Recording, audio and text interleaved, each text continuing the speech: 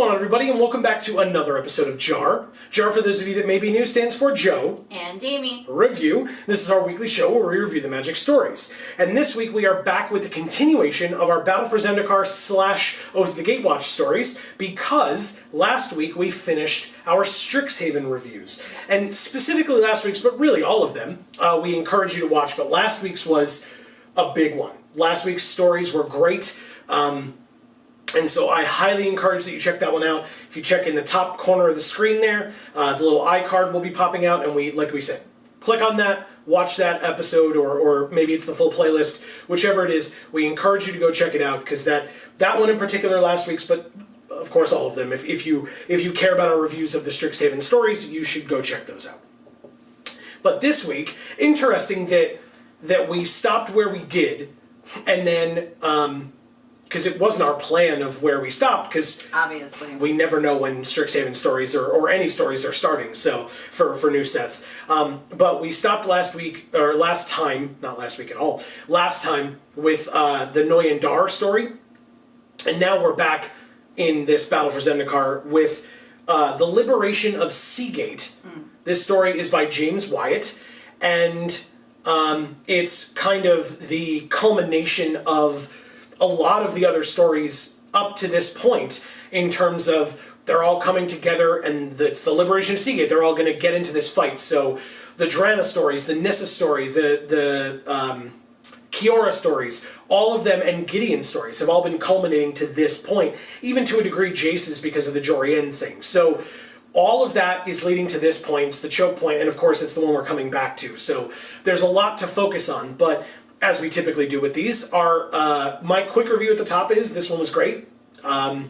You should read it. I think especially if you have the background of all the other ones, you should read it, because like I said, it's a really good culmination, but I think in general it's just a solid story, and so I think you should read it regardless. Yeah, I think this story is great, actually. It's fair. Yeah. You know, I'll get into reasoning and explanations and everything else, but I think this story is actually really great. Yeah. So with that being said, I'm not cutting you off, right? No. Okay. With that being said, we encourage you to go read this story, and to remove as many barriers as possible, if you check the description down below, the top link will be to this story. So if you want to go read it for yourself, just click that link. You can go over and read the story for yourself. And then, of course, we would love it if you would come back here and join us after you're done, so that you can join in on the discussion with us. Tell us what you agree with, what we talked about, what you disagree with, what your favorite parts were, or maybe you disagree that it was a great story. We would love to hear any and all of those opinions. That's what the comment section down below is for. And we would love to hear from each and every one of you. This story, and obviously we encourage you to go read the stories for yourselves, because we're not going to summarize it, we're just here to review it. So that's what we typically say here. So be aware of that as well. We'd rather that you experience the story in its fullest. So the first thing that I wrote about here was that Gideon, at one point, references the army as his irregulars, because he's got core and merfolk and vampires and goblins and elves and himself and other humans, and so it's a muddling of all different kinds of things, because he basically just has Zendikar, right? Like Zendikar, he even says it's Zendikar's army. So he has all those different groups with him.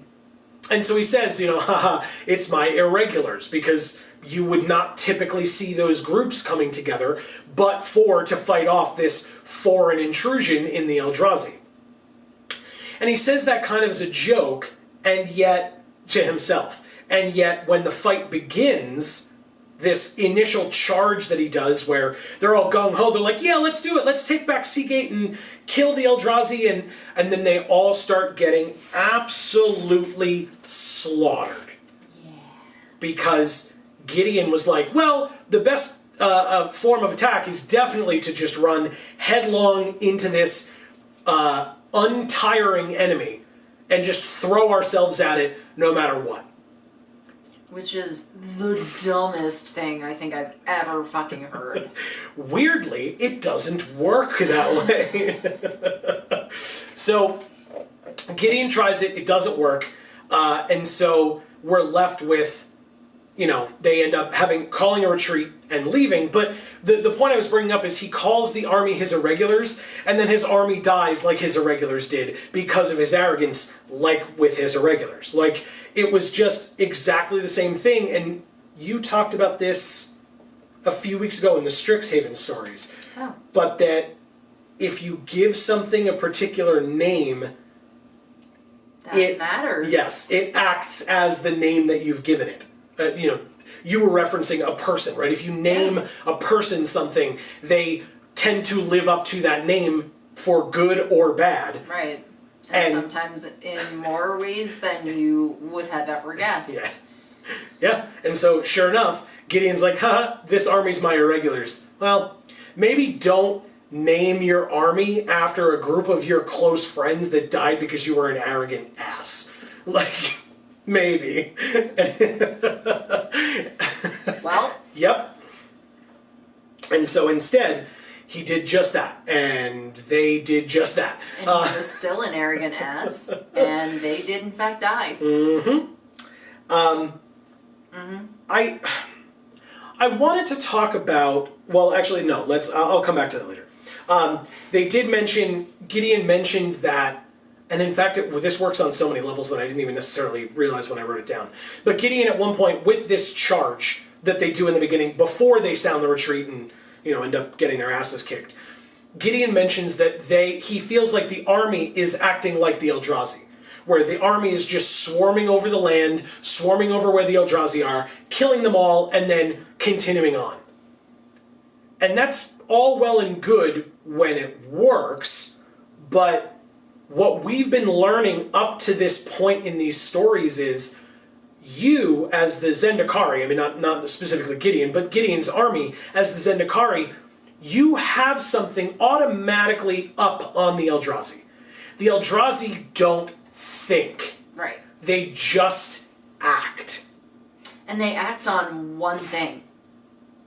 Their hunger. Right. Hunger / destruction, whatever you want to call it. So, excuse me. Arguably, their hunger is not a thing you can quell or eliminate. But if you can, it's a lot easier to fight an enemy that has only one thing that they do. Mm-hmm. Especially when you have military intelligence and strength and tactics behind you. And yet, that initial charge, as we find out later, that initial charge was just pure arrogance and stupidity. Right. From start to finish. And it was a bad finish. But it was pure arrogance and stupidity that led to that. And it made it so that, when Gideon said they were like the Eldrazi swarming over the land, yeah. And so you got squashed because you weren't applying any tactics whatsoever. You were just a hungry mob. Right. Wanting to kill the Eldrazi. And unfortunately, the hungry mob that is the Eldrazi is a hungrier mob.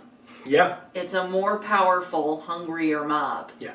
No matter what. And so the first human thing that Gideon actually does, right, the first intelligent thing, despite his reservations against it, is to call the retreat.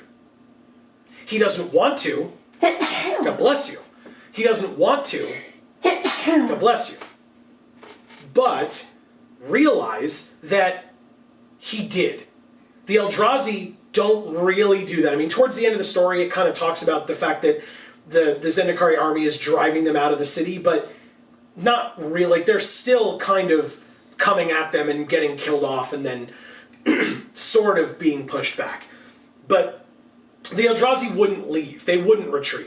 So Gideon making the smart decision to retreat, was actually the first human thing that he does, as opposed to just, well, let's charge in. Oh, that guy died. I could have saved him, but ever forward. Well, that guy died. I could have saved him too, but ever forward. Let's not worry about all these casualties. Ever forward, just like the Eldrazi. It's like, no? That's a really bad idea. and then we get my favorite part in this entire story is Gideon getting the emotional taste slapped out of his mouth by Tazri. So good. Did you want to say anything else about the charge before we get to that? Okay. So good. And this is the moment, because like up to this point, like Tazri's been cool, but she kind of got shown up by Gideon taking over Commander General Vorik's troops at Commander General Vorik's insistence and order. And even though Tazri was kind of his right-hand woman, she gets passed over for the promotion, if you will, or the title, and Gideon gets it. Well, now... Promotion is really a good word for it, because he's like a sale. He's like the fucking coupon of the day. You really gotta get there and get that sale, even though you don't need the product. And it really... Because it's a good value. No, it's not. And it really does show the impact, or lack thereof, of a planeswalker. Gideon shows up and he's like, well, I've fought before, so it'll be fine. No, it's not fine. Because you're invulnerable. And even the point that Tazri and kind of Munda as well bring up is Gideon was fighting the fight as if he were commanding 1,000 Gideons. And he wasn't. They're not all invulnerable. So whereas he could get overwhelmed but be like, yeah, whatever, shield. You know, like throw up the invulnerability and be fine. They're not invulnerable, nor are they soldiers. Correct. Well, which he points out. Correct. Yeah, I think like most of them aren't, but still at the same time, like collectively, they're not really an army, and especially because they're not coordinated together well enough. But they do each individually have their own skills. And that's the point that Tazri brings up. She's like, you don't get it. This is a collection of Zendikari people. The goblins don't have the same strengths, literally or figuratively, as the core, or as the vampires, or as the merfolk, or as the humans, or as the Eldrazi, like as anything else here. And yet, you ran them all down a hill, all at the same time, scattered amongst one another because you wanted them to feel like equals or something. It didn't make sense. It doesn't make sense. And you just brought them to their slaughter, and then came back with your tail tucked between your legs. And there was a moment where Tazri is slapping Gideon down, where Gideon resists. And he's like, well, explain to me what I was supposed to do then. What do you want from me? I did my best. What do you want? And he got really defensive about it. Yeah. What she wants is for you to take your fucking dick out of your hand and actually think for a second about what makes sense to do. Right. Pretend for half a second that you've done this before and that you know what you're doing and what you're talking about. Even though you don't. And it's just like so classic. The person who actually has the skills, the know-how, the experience with the people they're actually trying to manage doesn't get the managerial position. Only the person with charisma who doesn't know jack shit. Yeah. And Tazri even kind of pleads with him. Because she's like, look, I understand this, but they follow you. So you need to get your head out of your ass and actually lead them. Actually let the vampires do what vampires do. Let the goblins do what goblins do. Let the kite sailors and the eel riders do what they do. Let them play to their strengths. So important. Yes. And that is... Not just in battle, but in anything. Right. And so, you know, I was a little bit surprised, because this is after the retreat, is when Tazri kind of slaps him down. I was surprised. I shouldn't have been, and especially with what we hear about this story going forward, I shouldn't have been, but I was actually surprised that they then took 2 more days to stop and strategize. It makes sense, and especially because, you know, I wrote this down. They planned for 2 days, and then went back into the fight, and it took them 5 more days plus to fight their way to and through Seagate to get rid of the Eldrazi. They spent all that time, and it was worth it, but interesting that it ends with Jorian showing up and warning them that Ulamog is coming. I'm curious if Jorian had shown up partway through the 2 days of planning or prior, if they would not have taken that time. And that would have been obviously infinitely worse, right? It wouldn't have made sense for the story itself, because then everybody would be dead, and there's the end of your story and all your stories going forward. And the end of Zendikar as a whole. Well, that's what I mean. So, like, all your... gets eaten and chockified, right. And then, I don't know, the Eldrazi fuck off to another plane to do it somewhere else. And that's why I'm saying Zendikar just falls out of the sky. I don't know. It melts into the blind eternities and is gone forever. Right. And like, that's why I'm saying, like, that's what... It dusts. Right. Yeah. So that's why it doesn't make sense. It wouldn't have made sense to do that, but I was thinking to myself, I was like, you spent 2 days planning, Ulamog's coming, but they don't know that yet. Right. And sure enough, it obviously wasn't that big of a deal because they weren't able to get that far without having to worry about it. So that's nice.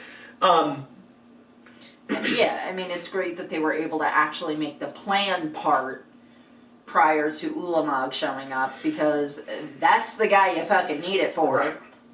Exactly. Well, but then your plan's a little bit different, right? If you're fighting an army of little Eldrazi spawn guys that die with like 3 sword slashes, that's very different than fighting Ulamog. Right.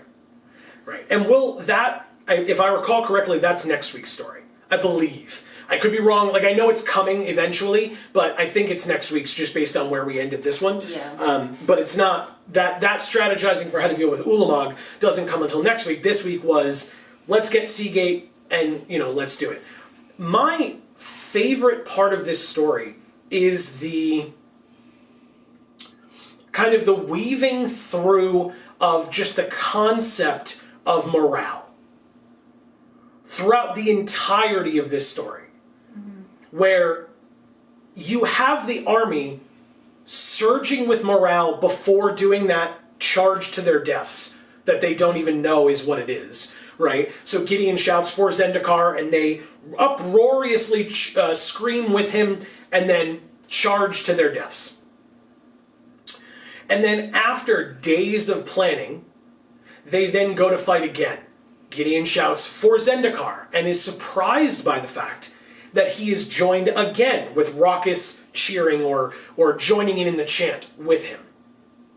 Because at this point, he feels like he's failed them, which is good that he finally got it through his damn head.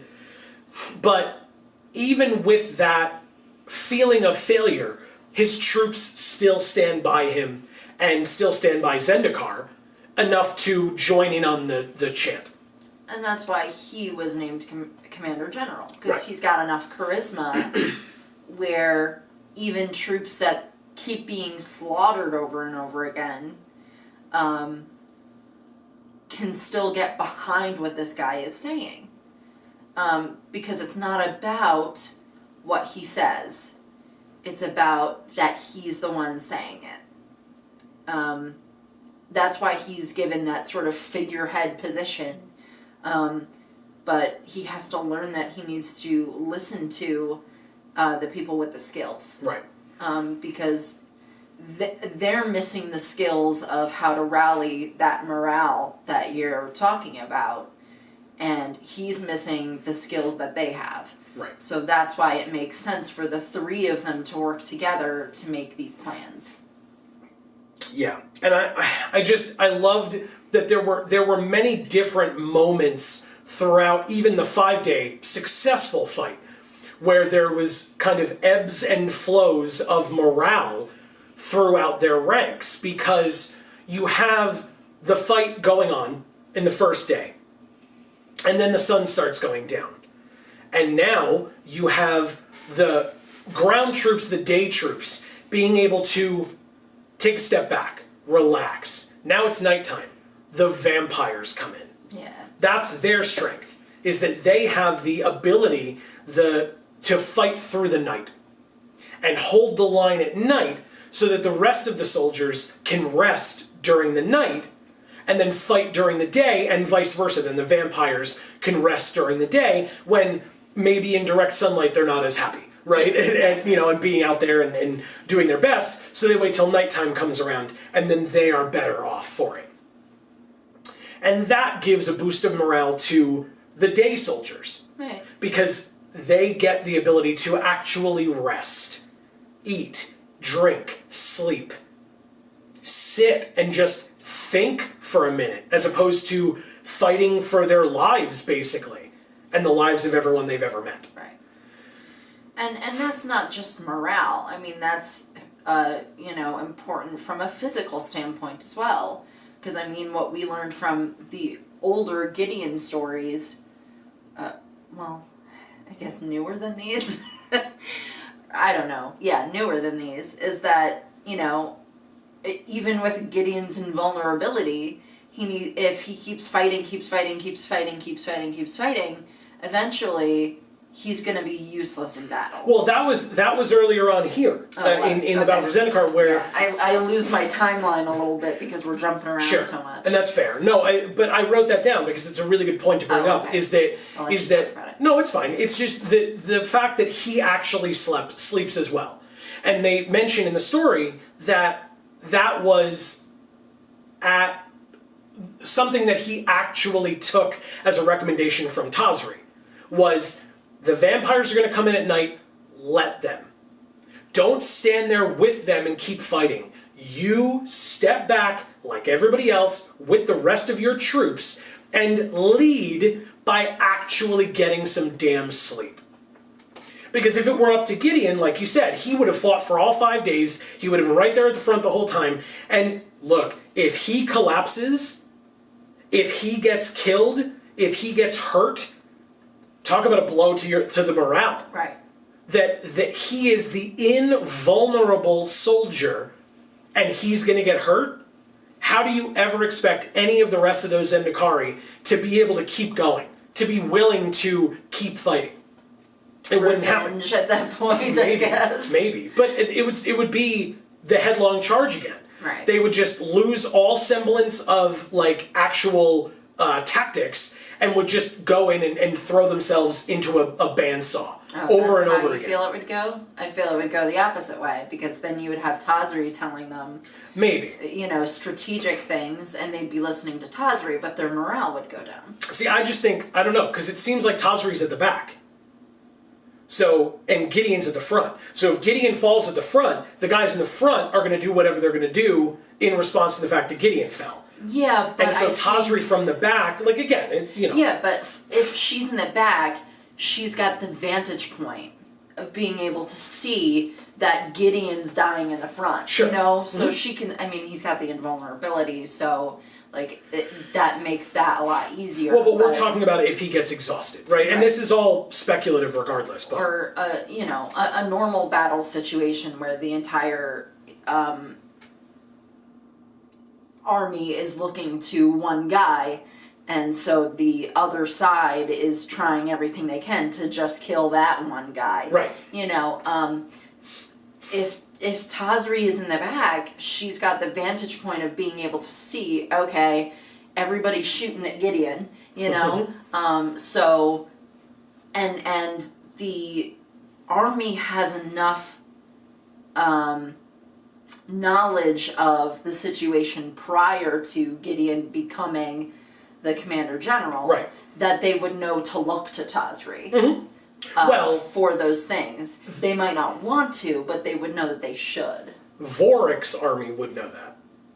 Right. The vampires wouldn't know that. The merfolk wouldn't necessarily know that, depending on where they came from. That's true, because but regardless, they just got here. Sure. And but also, during the planning process, presumably that would have been clear that the commanders are like Munda and Tazri and Gideon and whoever, to Drana, etc. Regardless. But Kiora. Not yet. They don't. They meet her partway through during the day. Remember, with all the things coming.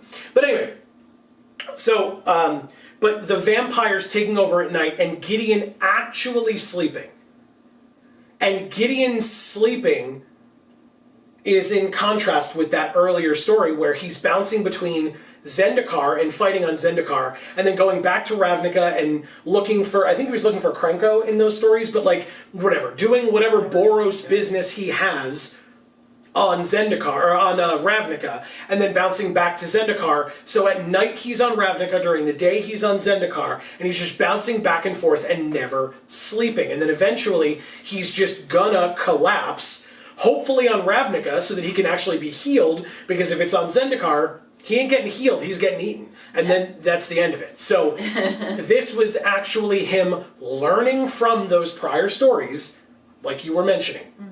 And so that's why I wrote down that, like, that was a big deal, right? Tazri telling him to sleep, she didn't know about that earlier situation, but she knows that human beings, even invulnerable magic-wielding ones, need to rest.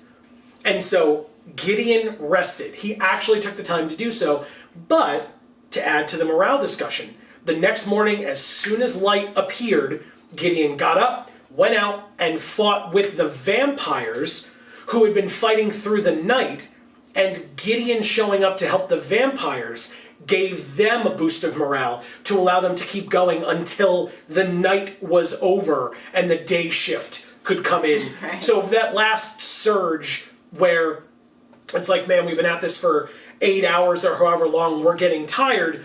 Wow, here comes the Commander General. Okay, we can do this. We're almost done with our first night. Then we can go rest. And so there's another boost of morale for them. And then the fresher day crew comes back in. And the vampires get to take a step back. Then you have the sea creatures. Right? When they get towards Seagate and Kiora's massive sea creatures, the whales, the sharks, the krakens, the octopi, etc., they show up. Yeah. And that is a surge of morale because they see the Eldrazi being ripped to pieces by these massive sea creatures. It's still something that the Zendikari people can recognize. If you're fighting aliens in the Eldrazi and then an octopus shows up and rips it in half, sure, you might ask, and Gideon kind of does this as well, you might be like, why did that octopus just rip that Eldrazi in half? But at the same time, you're also like, cool, that one's not going to kill me now. Like, it's just the idea of, like, any port in a storm, right? You're like, I don't care. They're working for me. That works. That's great. Thanks for the help, you know? Right. And so that's another boost of morale. And then the final big one is your girl. Yeah. Nissa shows up with her elementals. And that's when they get to the actual city. And again, it's just another surge of morale. And so every step of the way, you know, it's not just morale, it's numbers. Yes. You know, yes. Numbers that, again, are following Tazri's suggestion of let these people do what they're good at. Stop asking them to do the thing that you know how to do well. Ask them to do the things that they know how to do well and incorporate that into being effective in this particular situation. Yeah. Well, she even says, you know, back when she was referencing the 1,000 Gideons or whatever, she's like, you know, 1,000 Gideons would be great on the ground. Right. But what do you do against the flying Eldrazi? The answer is nothing, right? Literal nothing Gideon can do, unless he can get on an eel or whatever. Like, there's that one point that he did that. But you have Skyriders for that. You have core kite sailors for that. You have people in your army that can handle that. Vampires fly as well. All of those things can be taken care of, but you then need to know their strengths and utilize them. Right. And to be fair, for anyone that's ever been in a leadership position, that's what you do. Is you take the people with their strengths and you put them in the place where they can best utilize those strengths. If you have somebody who you're working with or who is working for you who is not good at task A, you don't necessarily, and maybe you do for certain reasons if you have time, but you don't put them on task A. You put them on task B. Because maybe task B they're amazing at, and they can get it done so much faster. But if you put them on task A, They're going to struggle through it. Maybe eventually they will learn how to do it. And that's kind of the point. But if you're in crunch time at your job and you need to meet a deadline, you don't use that as an opportunity to train somebody on task A, because they're going to have the pressure of that deadline looming over them, and they're not going to have time to learn it. And their morale is going to be in the damn toilet because of it. And that also means that you yourself need to be there to train them, which means, one, you need to know how to do it yourself, and two, you need to be good at explaining to that person how to do it. Right. And so you need to utilize your resources to the best effect that you can when a deadline is looming, when there's a threat like this in this situation with this army, with this fighting. And then during your downtime, when there's not as much of a deadline, that's when you can take the time to train somebody in a new thing, right? You could train more kite sailors, you could train more eel riders, but not 2 days before you're going into a 5-day long fight. Yeah. That's not where it happens. So instead, what they said is Gideon spent 2 days planning, but also sparring with soldiers. Okay, this guy's really good at hand-to-hand. This guy is an amazing archer. Learning about them, because you need to learn about them to understand their strengths. Mm-hmm. And not only learning about them, but also, like, you have to care. You have to care in order to do the work that it takes to learn somebody's strengths. And do that across the board for everybody. Especially if you have a big fucking army. Yeah. Like, it's gonna be a lot. Yeah. But it's important. And like I said, it's gonna be time consuming. But it's important to make sure that you find that information out and then use it to your benefit and to theirs. Mm-hmm. Yeah, and it perfectly shows here. Because sure, there may be like the ex machina of Kiora and then Nissa showing up, but at the same time, they were going to show up. Right. Gideon didn't know that, but he still needed to push forward and do what he had to do. Who's to say? Without Kiora, without Nissa, would they have been successful? They obviously think so, because they went forward with it and everybody agreed to it. But who knows? But it doesn't matter. They were given what they needed to accomplish their task, and they did it. And so, I wanted to talk kind of broadly about the story. Okay. Because this story reminded me a lot of the way that they did the Dominaria stories. In that they had a lot of setup stories of you meeting the different characters. This is Dominaria that I'm referencing, although technically my point is that it applies to both. But they have a lot of setup stories of you meeting all the different characters, and then at the end, all of those characters come together to meet the common threat and fight it and try to take it down. And along the way, there's little cameos or whatever, kind of. And that's what they did with War of the Spark, too. Yes, but we did not like Dominaria. We didn't like how they did it with Dominaria because we were like, all right, get the hell to it already. Right. There's only 12 stories. You've got 2 left and you've done nothing. Yeah. Or 3 left and you've done nothing. They get into it, like with this story, and then they take a story off to explain Slimefoot and then get back to the finale. And so it was like... Well, I think what you're saying is we expected it to come sooner, because if you think about what like a story elements chart looks like, there's a falling action, there's a resolution, and I think they kind of saved the climax for the very end, and they skipped over those parts. And we've talked about that. We literally just talked about it with Strixhaven. They're bad at that sometimes. Did I say rising action, falling action? You said falling. Okay. Yeah. Falling action and resolution kind of turn into 3 sentences when you save the climax for the last fucking story. Yeah. We talked about, I talked about that last week. We talked about that last week with Strixhaven, where episode 5 ended and we're like, okay, but what happened to Kasmina? What happened to Luca? What's going on with any of the... There's like a lot of things that you have to tie up, and you're just like... Liliana's in her house and in the school, and she's staying, and she says that her pursuit of bringing Gideon back to life is done. It is, because that was kind of back to normal. Right. So that was the resolution. Right. It's like that didn't resolve like anything. And so that's the thing, is that, like, you know, save the best for last. Well, no. It's just that giving us a week of this is what happened here, this is what happened here, maybe they consider that to be kind of lame. But if you've been following along with the stories, you want to know what's happening with each of these people that you've been reading their stories for, at this point, like 10 weeks. Like, how long have we been doing this? Like, you know? And you made the point in one of those jars that, probably multiple of those jars, that not tying off those loose ends is their way of saying, like, oh, we'll revisit this at some point. But people stop caring. Like, if we're in if we're at Strixhaven, we want to know that whole story arc. And if you're cutting it off at the climax and giving it like 2 sentences after that about the resolution, for the sake of leaving enough of a cliffhanger that you can come back to it again, people won't care anymore by the time you come back. Because you didn't give us a full story. That's not how stories work.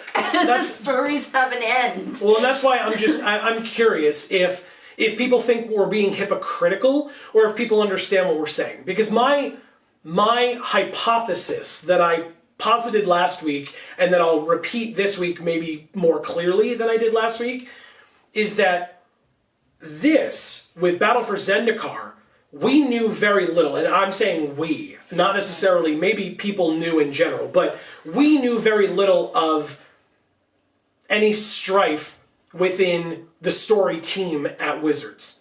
Yeah. At the time that they were doing Battle for Zendikar. Because they'd just done Magic Origins, they'd just done Khans and Theros. We really liked those stories. And so it spurred us to want to make sure that we sat and read these. And we knew that there was going to be this arc going forward, right, with whatever was going on. And once the Gatewatch get formed, it's like, okay, now we're going forward with this group, and this is what we're doing. But once Dominaria came around, that trust was kind of ripped away. Because they changed story teams and they changed story stylings. And so now it wasn't that main team anymore. It was somebody else who had to take over and who messed it up. And it's not the author's fault in that particular position, because I don't know that I would want to be the author who shows up to an established franchise and has to keep it going because without enough background and continuity on it. And because the previous group imploded because of the company's decisions. Right. So it was not because of their lack of skill, because their skills were insane. Right. And imagine trying to follow that, just you, without enough context, without enough, without having the advantage of being part of a team. And even with the appropriate skills that author had coming in, because they were established authors. So you can't argue with the pedigree, but without the support being given to them, it didn't quite work. So that's why I'm saying this story can be likened to Dominaria's stories in that way, except that these stories were building up these characters. You learned about Nissa, you learned about Kiora, you learned about Gideon. And so, similar to the Avengers, as you mentioned, when they all come together, you now don't have to worry about, well, what's Kiora going to be like? You know what Kiora is going to be like. Right. The question you have to ask yourself is, how is Gideon going to handle a Kiora? How is Gideon going to handle a Drana? How is Drana going to handle a Kiora? Like, all of those different branching groups now coming together when we have established all of these individual personalities, that is what this culmination is. That's what you should be excited for. Right. But if you're in a Dominaria and you feel like the characters have not been properly represented to you so far, then why are you going to want to see them interact? Or the characters, their characterizations are so flat, where it's like, there's like a facade of a character instead of like an actual person there. to work off of. Right. So because then you can't relate to the characters, and if you can't relate to the characters, why do you care when the Avengers assemble? When the Avengers assemble and you identify with Captain America, you identify with Hawkeye, I identify with Scarlet Witch, whoever identifies with whoever. That's irrelevant. Yeah. But the fact that they all come together is what makes it cool, because you identify with these characters because they're diverse enough and complex enough and real enough for you to be able to do that. If that characterization doesn't exist, then when the Avengers assemble, you're like, woo. Yeah. And that's why instead of like a tear rolling down your face. But that's why when the Avengers came together, it was who it was. You had Iron Man and Hulk and Cap and Thor and Black Widow and Hawkeye, not Hawkeye and Nick Fury and Maria Hill and Coulson, because they didn't have their own movies. They were in other movies, so you learned a bit about them, but not enough. There wasn't enough establishing of Maria Hill's backstory for you to give a damn how she's going to react to Hawkeye. It doesn't matter. Right. But it matters how Cap and Hulk are going to interact with one another, because they had their own movies despite the Edward Norton, Mark Ruffalo thing. Irrelevant. But those interactions you care about. Yeah. When Cap and Tony butt heads, right? Cap and Iron Man butt heads, that's interesting because you know their motivations going forward. So next week, if we get Gideon and Kiora butting heads, or Nguyen Dar and Kiora butting heads, you know who those characters are and you care about them. And like Amy said, I love Nguyen Dar, right? So going into that, if Nguyen Dar gets one over on Kiora, it's going to be like, hell yeah, Yes, get him, that's awesome. And I'm the opposite. Exactly. I want Kiora to just demolish Nguyen Dar. Right. And so, but that's what we want to see. Whereas Nguyen Dar is great and funny and amazing. Yeah. But I love to hate him. Not just love him. But with Dominaria, I didn't give a damn how Liliana reacted to Tiana. No. You know what I mean? But that's a planeswalker and a plane-bound character. That's exactly what I'm talking about here. Kiora and Nguyen Dar is not the same as Liliana and Tiana, despite the fact that Tiana is an angel engineer. And would Liliana respond well to an angel? Probably not. She didn't have a great relationship with them. But do I care? Am I looking forward to that? No. Because Liliana is, whether she's being mischaracterized, whether Tiana was given enough for us to care about her, or whether they decided that, hey, we have 75 legendary creatures, let's talk about every single one of them and not give any of them the time that they actually need. Right. So the reason I bring this up is not to shit on Dominaria, but to actually ask people their opinions. Are we being hypocritical, or do you see it? Because that was my concern, was that I read this and I'm going, this is similar to Dominaria in that there's like 2 stories left. We're gonna have all these branching paths finally come together, but is it too late? Because I enjoyed getting here in the weeks that we've read this for this string of episodes, but also when we read it originally, I enjoyed reading those stories, reading about those characters, and was excited when the new story came out, right? When this story came out and when next week's story came out back then, I was excited to read them to find out what's going to happen. So, yeah, I'm curious to see what people think of that. I'd love to hear your thoughts. My last thing that I wanted to talk about, unless you had other things.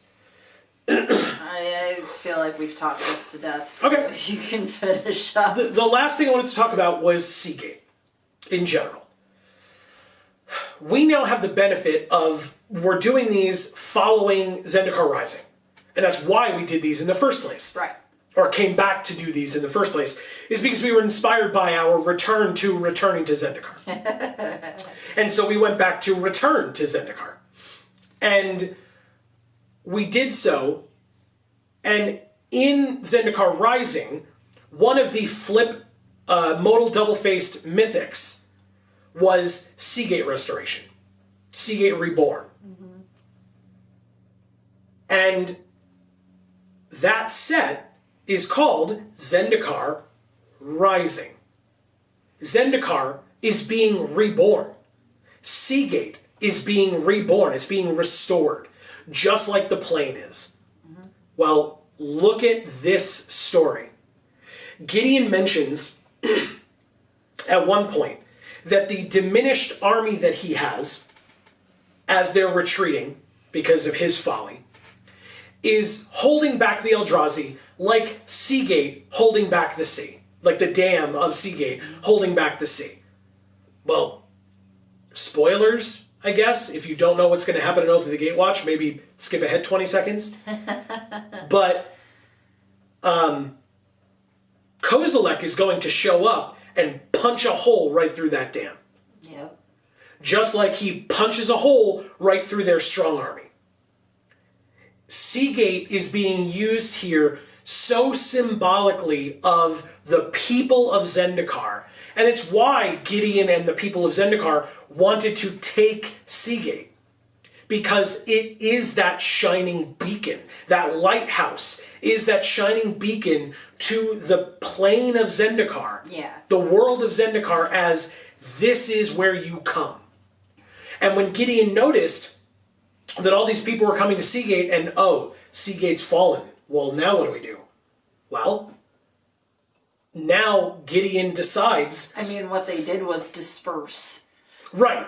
But Gideon says, we will hold this ground, we'll fight for it because it matters. Right. We care about this. And so we're going to do it.